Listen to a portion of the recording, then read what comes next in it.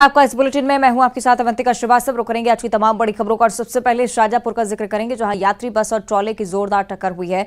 हादसे में 4 लोगों की मौत हो चुकी है, 15 लोग घायल बताए जा रहे हैं। शारदा ट्रैवल्स की स्लीपर बस बताई गई है। अहमदाबाद की ओर से ये बस आ रही थी और मक्सी उज्जैन रोड के पास की ये घटना। घायलों को फिलहाल उज्जैन रेफर किया गया है। शाजापुर से बड़ी जानकारी है। इस हादसे में 4 लोगों की जान जा चुकी है, जबकि 15 लोग बुरी तरह से घायल हुए हैं। स्लीपर कोच बस जिसमें कई सारे यात्री सवार थे, कितनी भीषण ये टक्कर रही होगी इसका अंदाजा आप तस्वीरों के जरिए भी लगा सकते हैं। पूरी तरह से बस क्षतिग्रस्त होती हुई ट्रॉले से जा टकराई। ये तस्वीरें आपकी टीवी स्क्रीन पर। यात्री भी काफी सहम गए, काफी डर गए। हालांकि फौरन अस्पताल में उन्हें भर्ती करवाया गया। स्लीपर बस अहमदाबाद की ओर जा रही थी। मक्सी उज्जैन रोड की ये दुर्घटना बस आप देखिए पूरी तरह से क्षतिग्रस्त। ट्रॉले से टक्कर के बाद 4 लोगों की मौत घटनास्थल पर ही, जबकि 15 लोग घायल हैं। इलाज उनका लगातार जारी अस्पताल में। दर्दनाक हादसा है, गंभीर तस्वीरें जिसकी सामने आई हैं। स्लीपर बस अहमदाबाद की ओर जा रही थी, लेकिन इसी दौरान मक्सी उज्जैन रोड पर हादसे का शिकार हो गई। ट्रॉले से टक्कर के बाद बुरी तरह से बस क्षतिग्रस्त हुई है।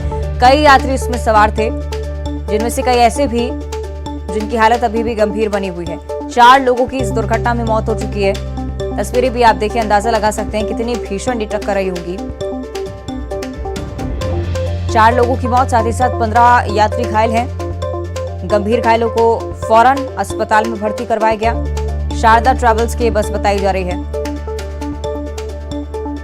मक्सी उज्जैन रोड की घटना और घायलों को उज्जैन रेफर किया जा चुका है, क्योंकि कई ऐसे लोग भी जिनकी हालत बेहद गंभीर बनी हुई है इस हादसे के बाद से ही। शाजापुर की ये तस्वीरें भी आप देखिए। फौरन प्राथमिक उपचार के लिए प्रशासनिक टीमें भी यहां पर पहुंची। कोशिश की गई कि जल्द से जल्द तमाम घायलों को भर्ती करवाया जा सके अस्पताल में, लेकिन उससे पहले ही 4 लोगों ने दम तोड़ दिया। ये तस्वीरें आपकी टीवी स्क्रीन पर। यात्री बस और ट्रॉले की इतनी जोरदार टक्कर हुई कि घटनास्थल पर ही 4 लोगों की मौत, जबकि 15 यात्री बुरी तरह से घायल हुए। शारदा ट्रैवल्स की स्लीपर बस थी, अहमदाबाद की ओर जा रही थी। मक्सी उज्जैन रोड की पूरी घटना है।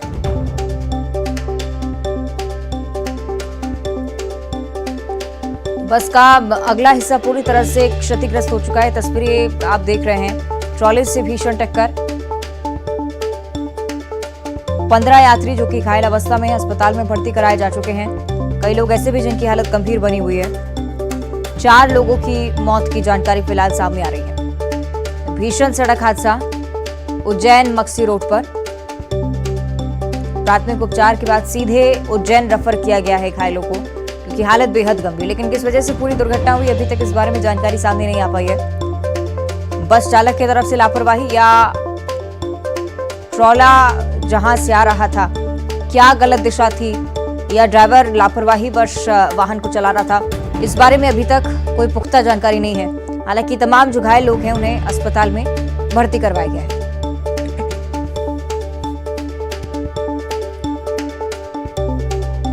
चलिए और ज्यादा जानकारी हम लेंगे। शाजापुर से हमारे सहयोगी सुनील हमारे साथ लाइव जुड़ रहे हैं। सुनील, किस वजह से हुई पूरी दुर्घटना और फिलहाल घायलों की क्या कुछ स्थिति है? अवंतिका, देखिए, प्रारंभिक जो जानकारी उसके मुताबिक अहमदाबाद राजस्थान की ओर स्लीपर क्लास बस जा रही थी और एक ट्राला है जिससे इसकी भिड़ंत हुई है। अल सुबह की ये भिड़ंत है। प्रारंभिक तौर पर हादसे की वजह फिलहाल साफ नहीं हो पाई है। हो सकता है कि दोनों वाहनों में से किसी एक वाहन को झपकी आ गई हो। ओवर स्पीडिंग का भी मामला हो सकता है, ओवर लोडिंग का भी मामला हो सकता है। लेकिन इस दुखद हादसे में बस में सवार 4 लोगों की मौत की सूचना फिलहाल आ रही है। इससे मृतकों की संख्या बढ़ सकती है। घायल 15 बताए जा रहे हैं, जिनमें एक की हालत गंभीर बताई जा रही है। घटना की जानकारी मिलती है मौके पर पुलिस पहुंची, स्थानीय लोग पहुंचे और घायलों को तुरंत उज्जैन रवाना किया गया। चूंकि उज्जैन घटनास्थल से नजदीकी हेडक्वार्टर क्षेत्र था, तो तमाम घायलों को उज्जैन रेफर किया गया है, जहां उनका उपचार जारी है। प्रारंभिक जानकारी के मुताबिक जो ट्राला था वो स्लीपर क्लास के एक हिस्से से जाके टकराया। जिस समय ये पूरा हादसा हुआ उस समय अधिकांश यात्री जो है बस में सो रहे थे और किसी को भी कुछ समझ नहीं आया। इतनी जल्दी ये हादसा हुआ, उसका अफरा तफरी मच गई। घायलों को तुरंत निकाला गया है। जिस तरीके से अवंतिका पिछले दिनों हमने देखा था कि खरगोन में एक भीषण सड़क हादसा हुआ, परिवहन विभाग को एक निर्देश जारी हुआ कुछ दिनों के लिए चेकिंग की खानापूर्ति हुई, उसके बावजूद इस तरीके के हादसे होना कहीं न कहीं पर्यावरण व्यवस्था पर भी सवाल खड़े करता है। फिलहाल हादसे की वजह बिल्कुल साफ नहीं है, लेकिन कहीं न कहीं नियमों की अनदेखी भी इसमें शामिल हो सकती है। जी अवंतिका। बिल्कुल, इस बात का खुलासा हालांकि बाद में हो पाएगा। प्राथमिक जानकारी के अनुसार अभी तक वजह स्पष्ट नहीं हो पाई। बहुत शुक्रिया आपको सुनील इस पूरी जानकारी के लिए। आगे बढ़ते बात करेंगे भिंड से मिल रही बड़ी खबर की, जहां पुलिस को एक बड़ी कामयाबी हाथ लगी है। 14 महीने के अपहृत बच्चे प्रियांश को पुलिस ने बचा लिया है। देर शाम अचानक से घर से गायब हो गया था प्रियांश, और मामले की जानकारी जैसे ही पुलिस को लगी तत्काल सर्च ऑपरेशन चलाया गया। 5 थानों की पुलिस सर्च ऑपरेशन इलाके में चला रही थी।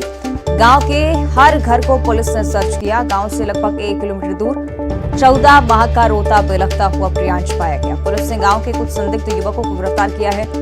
विवाद का होना भी पाया गया और इसी वजह से अंदेशा पुलिस लगा रही है कि इस विवाद के चलते ही इस बच्चे को अपहृत पाया गया यहाँ पर। हालांकि अभी तक किस तरह का विवाद रहा इस बारे में पुष्टि नहीं हो पाई है। परिजनों से भी पूछताछ की कोशिश, लेकिन पुलिस की तरफ से सराहनीय पहल और इस कार्रवाई को लेकर पुलिस की सराहना होना भी बहुत ज्यादा जरूरी है। 5 थानों की पुलिस देर शाम से लगातार सर्चिंग ऑपरेशन चला रही थी और खास बात यह कि गांव के हर घर को चेक किया गया, हर घर पर सर्चिंग की गई और उसके बाद एक घर पाया गया जिसमें से 14 महीने का अपहृत बच्चा रोता बिलखता हुआ देखा गया। फौरन पुलिस उसे वापस परिजनों के पास लेकर आई और अब विवाद का खुलासा नहीं हुआ है। हालांकि संदिग्ध युवकों को गिरफ्तार भी किया गया है, उनसे भी पूछताछ की जा रही है। परिवार से भी पूछताछ की कोशिश लगातार चल रही है। ज्यादा जानकारी हम लेंगे सहयोगी रवि रमन हमारे साथ भिंड से लाइव जुड़ रहे हैं, इनका रुख कर लेते हैं। रवि, अच्छी बात यह कि बच्चा मिल गया और साथ ही साथ सराहनीय कार्रवाई पुलिस की तरफ से भी कि देर शाम बच्चा खोया और आज परिजनों को वापस लौटा दिया।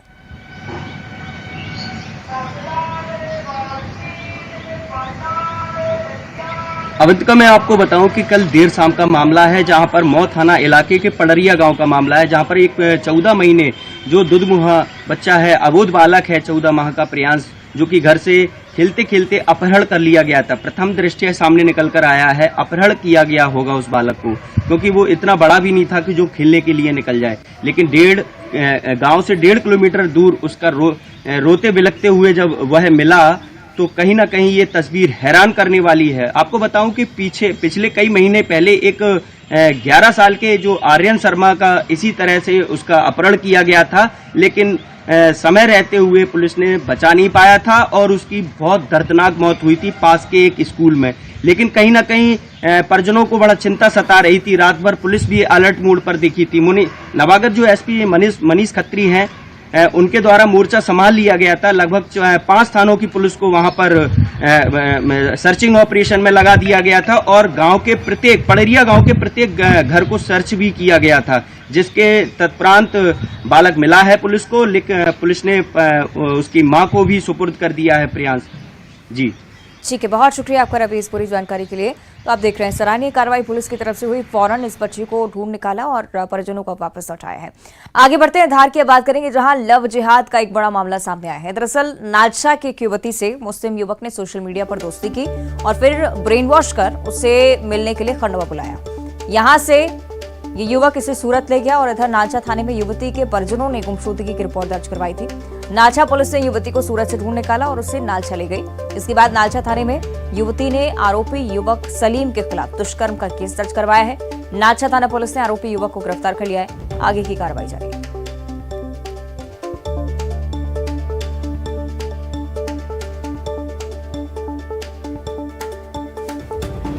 इस प्रकार से है कि नालछा की स्थानीय एक पीड़िता है, जिसे एक मुसलमान लड़के द्वारा, जो अकोला का रहने वाला है, उसके द्वारा इंस्टाग्राम पे फ्रेंड रिक्वेस्ट एक्सेप्ट करने पर बातचीत की गई। बातचीत के दौरान उसका ब्रेन वॉश किया गया। ब्रेन वॉश करके उसको बहला फुसला कर उस पर दबाव डालकर उस लड़की को खंडवा बुलवाया गया और खंडवा से फिर अपने साथ वो जो मुसलमान लड़का है जिसका नाम सलीम पिता अनीस मुसलमान निवासी अकोला का है, वो अपने साथ लेकर गया। वहाँ ले जाकर उसने उसके साथ व्यभिचार किया है। तो उसके पीड़िता की रिपोर्ट पे थाना नालछा पर संबंधित धाराओं में 366, 376 और एट्रॉसिटी एक्ट के मामला कायम हुआ है। और जो कि अभी ज्यादा जानकारी हम लेंगे सहयोगी नवीन मेहर धार से हमारे साथ जुड़ चुके हैं। नवीन, क्या है पूरा मामला, विस्तार से जानकारी।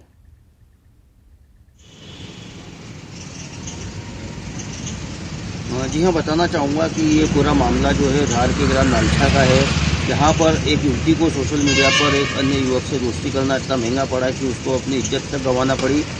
दरअसल जो है महाराष्ट्र के अकोला का रहने वाला मुस्लिम युवक सलीम जो है उसने ग्राम नालछा की युवती से जो है सोशल मीडिया के माध्यम से उसने दोस्ती की और इसके बाद में फ़ोन से जो है उनकी बातचीत होती रही। इसके बाद में युवक ने जो है युवती का ब्रेन वॉश किया और उसको जो है धार से खंडवा उसने बुलाया। जब युवती खंडवा गई तो खंडवा से भी ये लोग सूरत चले गए और सूरत से ये लोग जो है महाराष्ट्र चले गए। इसके बाद में जो वहाँ पर उसने दुष्कर्म जैसी घटना को अंजाम दिया, लगातार 4-5 बार जो है युवती से दुष्कर्म किया गया। और इस पूरे मामले में इधर नालछा में जो है उसके परिजनों ने, लड़की के परिजनों ने जो है गुमशुदगी की रिपोर्ट जो है दर्ज करवाई थी नालछा थाने में, जिसके बाद में नालछा थाना पुलिस जो है सक्रिय हुई और पुलिस जो है महाराष्ट्र जाकर जो है युवती को ढूंढा और आखिरकार युवती को जो है लेकर आया गया यहाँ पर, और जिसके बाद में युवक को भी जो है पुलिस ने गिरफ्तार किया है और उसके खिलाफ जो है दुष्कर्म की धाराओं में प्रकरण दर्ज किया है। वहीं पुलिस जो है लव जिहाद वाले मामले में भी इसमें जांच में जुटी हुई है और पुलिस जो है उस पूरे मामले में जो है आगे की कार्रवाई में जुटी हुई है। तो कुल मिला के यह है कि सोशल मीडिया भी कुल मिला के जो है किस प्रकार से जो है इन लोगों के लिए, युवकों के लिए जो है नुकसानदायक साबित हो रहा है और यहाँ तक कि युवती को अपनी इज्जत भी गंवाना पड़ी इस पूरे मैटर में। तो हम सभी से यही बोलना चाहेंगे कि जो सोशल मीडिया का उपयोग को समझ निश्चित तौर पर सोशल मीडिया के उपयोग के दौरान सावधानी बरतने की हर स्तर पर बहुत जरूरत होती है और ये बात स्पष्ट करती है खबर। बहुत शुक्रिया आपका नवीन जानकारी के लिए। सारंगढ़ बिलाईगढ़ की बात करेंगे, जहां अस्पताल के एक डॉक्टर का कारनामा सामने आया है। डॉक्टर ने मरीज की पर्ची पर चर्च जाने को लिख दिया है। बुजुर्ग महिला इलाज कराने के लिए अस्पताल पहुंची थी। मामले ने तूल तब पकड़ा जब डॉक्टर ने अपनी गलती मानी और कहा कि गलती से उसने ऐसा किया।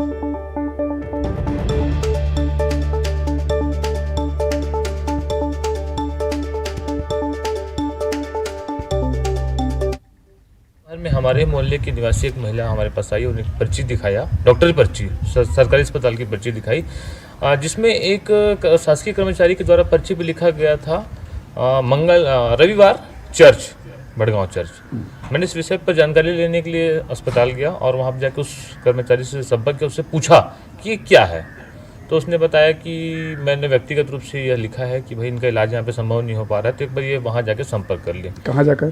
भड़गांव चर्च में रविवार को, यहाँ उनका बेहतर इलाज हो जाएगा। जैसे हिंदू धर्म में झाड़ फूक होता है वैसे वहाँ भी झाड़ फूक होता है और वो वहाँ पे झाड़ फूक करा के अपना इलाज संभव करा सकते हैं, ऐसा उसने कहा। चर्च से जाने वाली बात तो कहाँ तक सही है? ये तो मैं किसी धर्म मैं वो नहीं करता, बिलोंग नहीं करता, मैं हिंदू धर्म से बिलोंग करता हूँ।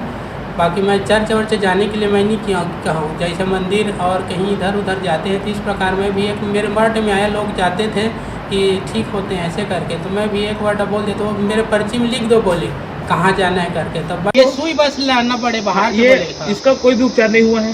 नहीं, लिख के दिए थे? लिख के दिया। चर्च कैसे लिख दिए आप? अरे ये बोली इसमें लिख दे रहा कहाँ एक दिन जाना है करके। हाँ। तो मैं बोला एक दिन आना यहीं पर, उसमें क्या है, मतलब आप बोले ना आना करके। हाँ। आप बोले ना ये चर्च बुलाए हैं, ठीक है, आप चर्च बुलाए हैं। अब मैं धर्मांतरण के लिए बोला ही नहीं हूँ। तो क्यों लिखे हैं चर्च भाई? अरे आप मंदिर भी लिख देते हैं, बैगा भी लिख देते हैं, चर्च थी और 55 वर्षीय भगवती लोधी ने आत्महत्या की है। पति पत्नी दोनों के शवों के पास अल्फाज की शीशी भी पाई गई है और आत्महत्या का कारण फिलहाल अज्ञात है। पुलिस लगातार जांच कर रही है। हट्टा थाना पुलिस मामले की जांच में जुटी हुई। पुलिस ने शवों को सुरक्षित फिलहाल रखा है और पुलिस जांच के बाद ये स्पष्ट हो पाएगा कि पति पत्नी की मौत का असल कारण क्या है और क्यों, अगर आत्महत्या की है तो क्यों ऐसा आत्मघाती कदम उठाया गया, ये पुलिस की जांच के बाद ही स्पष्ट होगा पाएगा। कवर्धा से अगली बड़ी खबर, जहां बैंक में नौकरी लगाने के नाम पर ठगी की गई है। 3 बेरोजगार युवकों से लाखों की ठगी की गई। हर बेरोजगार से 1.5 लाख रुपए उन्होंने ठगे हैं। प्यून की नौकरी लगाने का भी झांसा दिया गया था। तीनों युवकों ने एसपी से न्याय की गुहार लगाई है।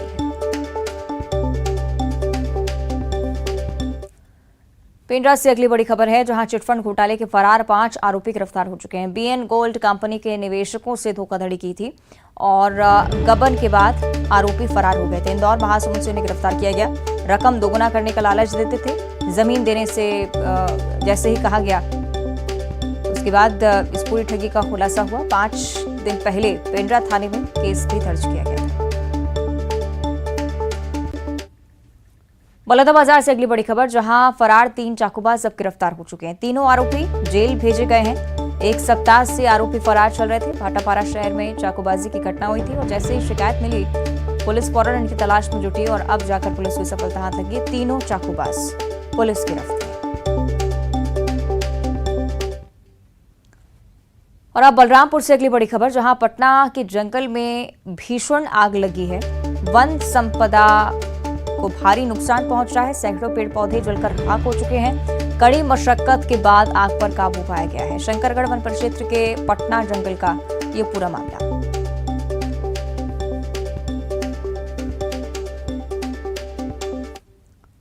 और छत्तीसगढ़ के मौसम को लेकर आगे जानकारी आपको दे दें। छत्तीसगढ़ में आज बारिश के आसार नजर आते हैं। कुछ जिलों में गरज चमक के साथ बारिश होने की संभावना है। एक दो स्थानों पर आंधी और बिजली गिरने की भी संभावना जाहिर की गई है। उत्तर पश्चिम से गर्म हवाओं के आने का सिलसिला भी लगातार बढ़ता हुआ। अधिकतम तापमान में कोई विशेष परिवर्तन की संभावना हालांकि नहीं है।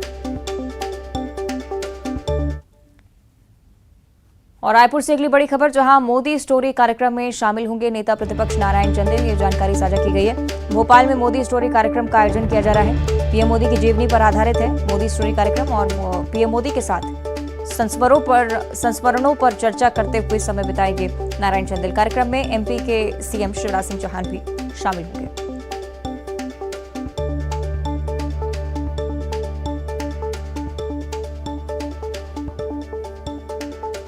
मोदी स्टोरी कार्यक्रम जिसका आयोजन राजधानी भोपाल में किया जाना है। नारायण चंदेल भी इस कार्यक्रम में मौजूद रहेंगे। इस बारे में जानकारी साझा की गई है।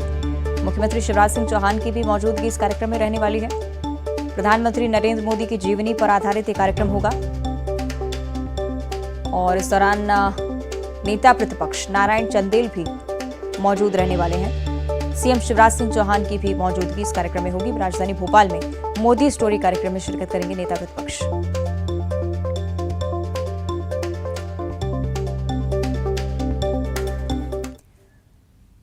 और देश में फिल्म द केरला स्टोरी की चर्चा हो रही है और उसमें दिखाया गया है कि कैसे हिंदू लड़कियों को निशाना बनाते हुए उन्हें इस्लाम कबूल करवाकर सीरिया भेजा जाता है। इसके उलट एक कहानी बरेली से भी सामने आई है, जहां मुस्लिम लड़कियों ने अपनी मर्जी से हिंदू लड़कों से शादी की है। रिपोर्ट देखिए। आईसिस कब ज्वाइन किया, कैसे ज्वाइन किया, ये जानना जरूरी है। पूरे देश में केरला स्टोरी की चर्चा हो रही है। फिल्म में केरला में हिंदू लड़कियों का धर्म परिवर्तन कर आतंक की राह पर धकेले जाने की कहानी दिखाई गई है। लेकिन हम आपको दिखाते हैं बरेली फाइल्स। ये है बरेली के रहने वाले पुजारी के शंखधार। इन्होंने अब तक 79 मुस्लिम लड़कियों की शादी हिंदू लड़कों से कराई है, लड़कियों की मर्जी से। दरअसल ये मुस्लिम लड़कियां अपनी मर्जी से अपनी पसंद के हिंदू लड़कों से शादी करना चाहती थी। वो के शंखधार के पास गईं और ऐसे जोड़ों की पुजारी के शंखधार शादी करवाते हैं। मिलाकर के अब जो है वो 79 लड़कियों की शादी हमारे द्वारा हो चुकी। और ये विशेष रूप से मैं कहना चाहूँगा कि ना यहाँ कोई षड्यंत्र होता है, ना यहाँ कोई आकर के ट्रेनिंग दी जाती है। यहाँ तो अचानक जिन लोगों ने सुन रखा है, आप लोगों के माध्यम से अखबारों में पढ़ लिया, वो ढूंढते हुए नंबर लेकर के कहीं ना कहीं से हमारे पास आ जाते हैं और अपनी व्यथा सुनाते हैं। उनकी व्यथा को सुनकर के हृदय द्रवित हो जाता है। के शंखधार का कहना है कि उन्हें फोन पर जान से मारने की धमकियां मिल रही हैं। उन्होंने पुलिस से इसकी शिकायत दर्ज करवा दी है। शंखधार का कहना है कि केरला स्टोरी रिलीज होने के बाद से उन्हें धमकियां मिलनी शुरू हो गई हैं। उन्हें सिर कलम करने की धमकियां दी जा रही हैं। ऐसे में अब शंखधार पुलिस से सुरक्षा की गुहार लगा रहे हैं। उड़ा देने की, बम से ये कर देने की। कहाँ से आती हैं धमकियाँ? विदेशी नंबरों से भी आती हैं और बरेली में जो एक विश्व प्रसिद्ध इदारा है यहाँ पर, वहाँ के जो गद्दी नसीम आदि हैं वो भी इसमें लिप्त हैं। के शंखधार का कहना है कि उन्होंने हमेशा प्रेमी जोड़ों की मदद की है, बिना किसी दबाव के। वो सिर्फ उन मुस्लिम लड़कियों की मदद करते हैं जो खुद उनसे मदद मांगने आती हैं। लेकिन अब शंखधार को धमकियां मिल रही हैं और वो पूरे मामले की जांच की मांग कर रहे हैं। बरेली से न्यूज़ 18 के लिए चितरंजन सिंह की रिपोर्ट।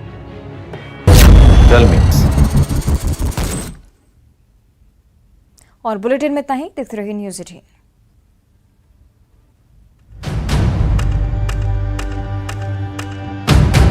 नर्मदापुरम जिले की पिपरिया विधानसभा। संतुष्ट हैं सरकार के कामकाज से? किसान को भाजपा ने कुछ भी नहीं दिया। सिंचाई को लेकर एक बहुत बड़ा दिक्कत है। किसानों की समस्या काफी हल कर दी भाजपा सरकार ने। समय पे खाद नहीं मिलता। कर्जा माफ नहीं हुआ क्या? हमने सुधारने